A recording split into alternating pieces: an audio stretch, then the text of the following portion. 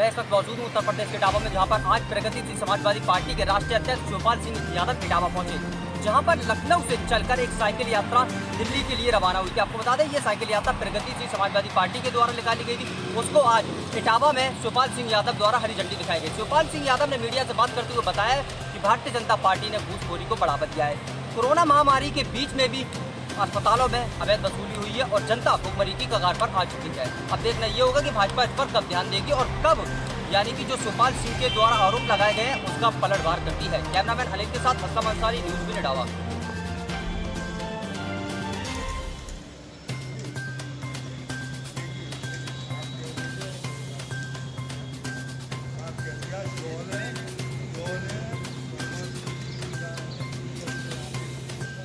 चाचा जी, साइकिल संदेश यात्रा प्रगतिशील समाजवादी पार्टी की तरफ से निकल रही है। लखनऊ से दिल्ली तक का सफर है।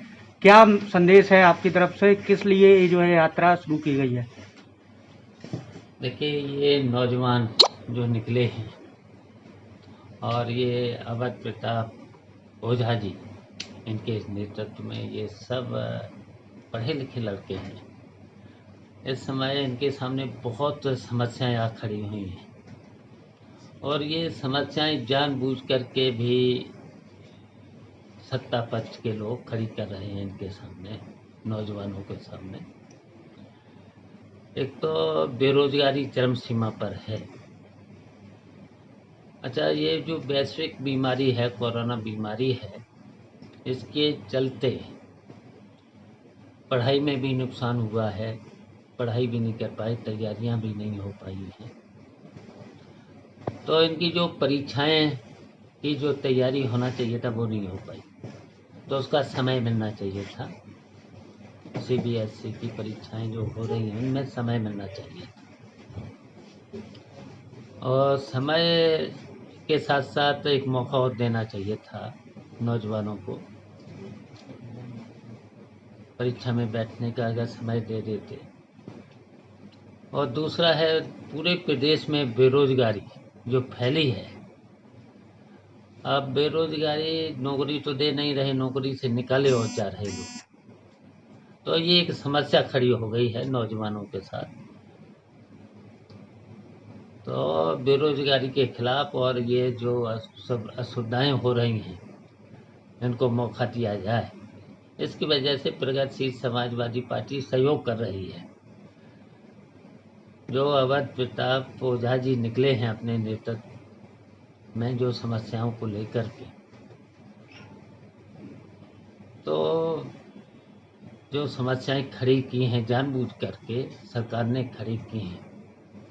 अब देखिए, वैसे तो स्वास्थ्य सेवाओं भी फेल हो चुकी हैं, पोल खुल चुकी है। जितने भी स्वास्थ्य सेवाएं हैं, अब कमीशन खोरी भी उसमें शुरू हो गई, जबकि ये तो सेवा का समय था। अगर ये कोरोना बीमारी है तो इलाज बहुत सस्ता होना चाहिए था, सरकार को भी मदद करना चाहिए था,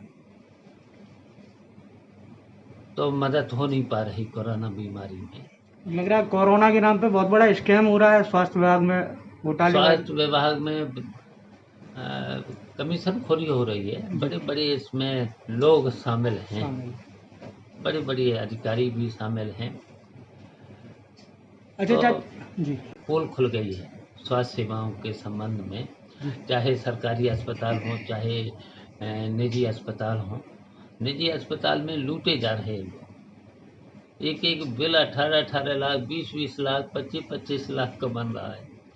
तो कौन कोरोना से जो भी बीमार हुआ है लोग, तो ये तो ठगी हो रही है।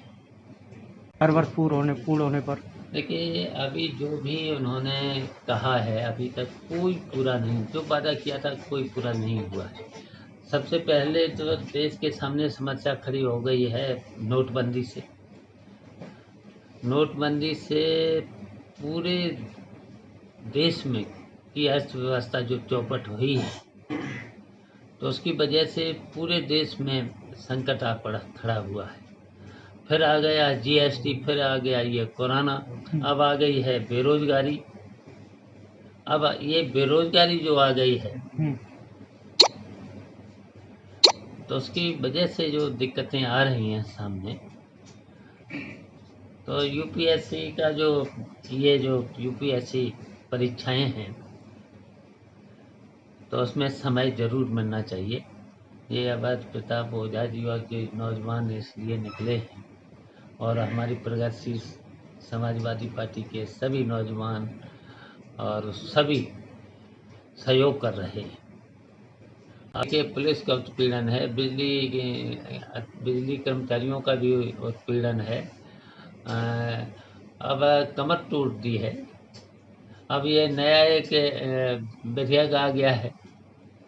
अब वो तो विधेयक उसी तरीके से है एक ज़माने में ईस्ट इंडिया कंपनी जिस तरीके से आई थी।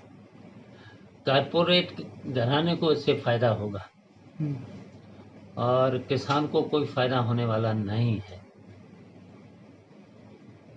तो इसलिए ऐसे कानून, जो भी कानून आए हैं इस सरकार में, तो वो जनहित में नहीं है, देश हित में नहीं है, समाज के हित में नहीं है।